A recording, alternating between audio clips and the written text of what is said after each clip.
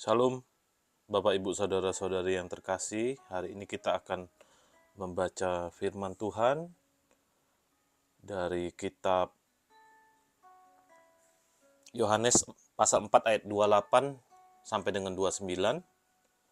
Maka perempuan itu meninggalkan tempayannya di situ lalu pergi ke kota dan berkata kepada orang-orang yang di situ, "Mari lihat, di sana ada seorang yang mengatakan kepadaku segala sesuatu yang telah kuperbuat. Mungkinkah dia Yesus?"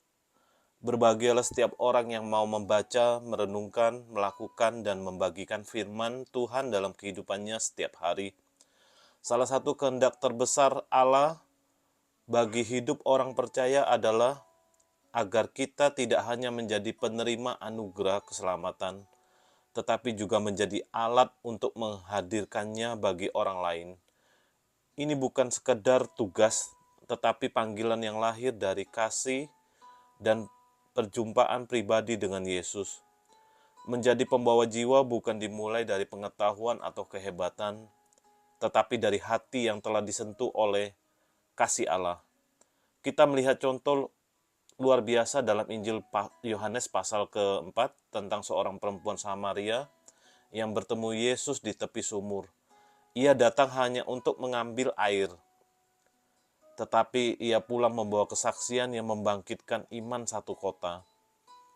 Setelah berbicara dengan Yesus, perempuan itu meninggalkan tempayannya, meninggalkan tujuannya yang semula, dan berlari kepada orang-orang sekota dan berkata, "Mari lihat, ada seorang yang mengatakan kepadaku segala sesuatu yang telah kuperbuat."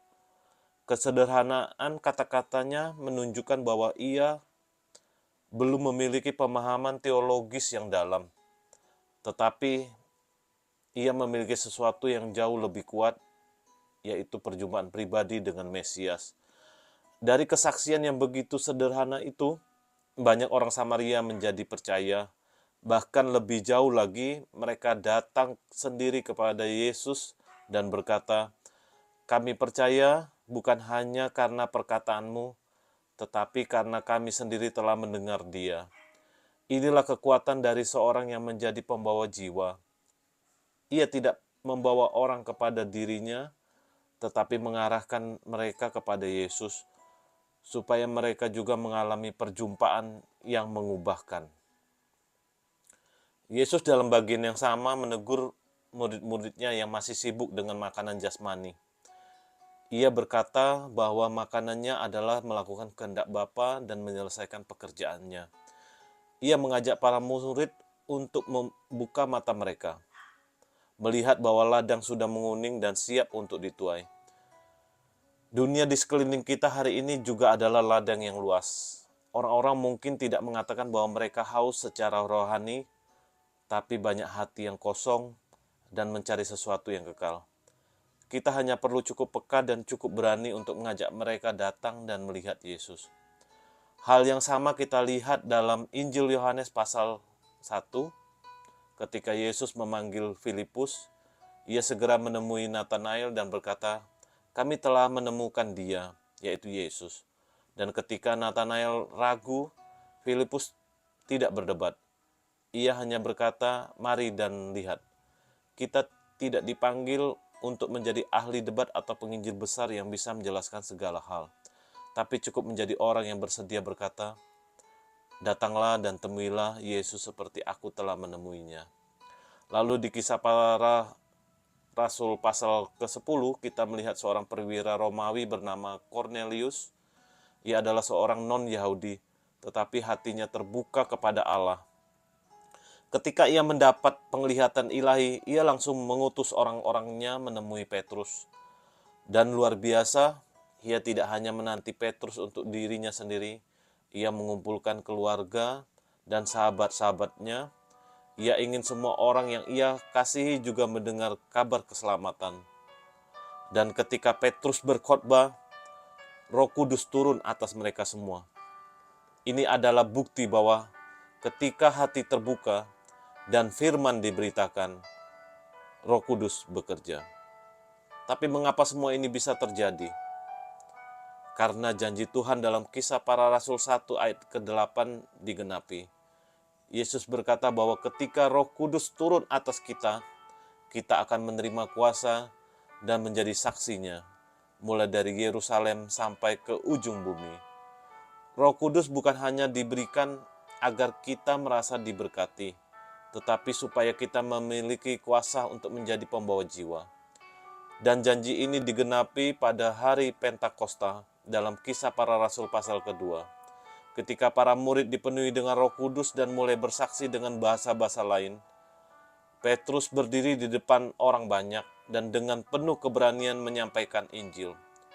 Orang yang sebelumnya menyangkal Yesus kini bersaksi dengan kuasa. Dan hari itu ribuan jiwa bertobat. Namun perjalanan menjadi pembawa jiwa bukan tanpa tantangan. Dalam Kisah Para Rasul pasal 7, kita melihat Stefanus, seorang yang penuh iman dan Roh Kudus, justru dilempari batu hingga mati karena kesaksiannya. Tapi bahkan di saat-saat terakhir hidupnya, ia tetap memandang kepada Yesus dan berkata, "Ya Tuhan, jangan tanggungkan dosa ini kepada mereka." Kesaksiannya tidak berakhir di kematiannya. Dalam Kisah Para Rasul 8 ayat 1, setelah kematian Stefanus, penganiayaan hebat terjadi dan orang-orang percaya tersebar ke seluruh Yudea dan Samaria. Tapi mereka tidak pergi dengan ketakutan. Mereka pergi sambil memberitakan Injil. Bahkan dari penderitaan, Tuhan membangkitkan pembawa-pembawa jiwa yang baru. Menjadi pembawa jiwa bukanlah tentang kemampuan, tetapi tentang kerinduan. Bukan soal seberapa banyak yang kita tahu, tetapi apakah kita sungguh-sungguh mengenal Yesus dan rindu agar orang lain juga mengenalnya. Tuhan memakai orang-orang biasa, perempuan Samaria, pemungut cukai, nelayan, perwira asing, karena yang dia cari bukanlah kehebatan, tetapi hati yang mau dipakai. Saudara-saudara sekalian, hari ini Tuhan bertanya kepada kita, apakah engkau mau menjadi pembawa jiwa? Apakah engkau bersedia berkata kepada sesamamu, "Mari dan lihat, dunia haus akan kebenaran, dan kita memiliki air kehidupan." Jangan simpan itu untuk diri kita sendiri. Mari bagikan. Karena dari satu kesaksian yang sederhana, satu kota bisa diubahkan. Mari kita berdoa.